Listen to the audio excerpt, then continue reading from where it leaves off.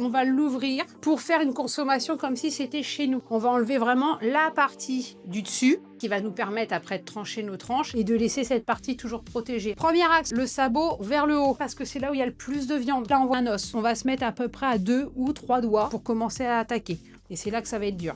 On va le sentir, l'os. Donc là, on le sait qu'on a passé la peau. On peut dessiner une espèce de ligne, c'est à peu près là qu'on va retirer. Là, c'est un os. On va pas y toucher. On se fait l'autre ligne de l'autre côté, on va se refaire des petites encoches. Toujours la lame à l'extérieur. On va les retirer. Une fois qu'on a dégagé notre coin là, on va venir retirer d'abord la première couche. Et ensuite, on viendra retirer les deux côtés et on aura notre jambon prêt à être tranché. Tout ce qui est jaune, c'est que c'est du gras. Ça peut être très bon pour la conservation, soit pour le protéger, on met un film, soit aussi, on peut se dire, je le remets dans son jus. Une dernière petite méthode, et c'est l'escalier que je suis en train de créer là. Quand il va être ouvert, notre jambon, le gras il va couler. Ça fait comme une petite goulotte. Le gras va venir ici pour réimprégner le jambon, ce qui permet de garder quand même un taux de gras suffisamment bon pour pas que votre jambon sèche tout de suite. Là, il est bien entamé. On prend sa petite lame, on se laisse couler.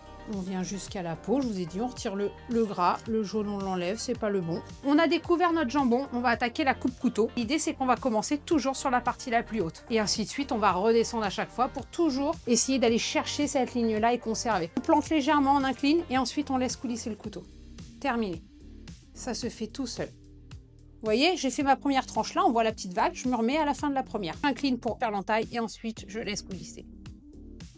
Et ainsi de suite.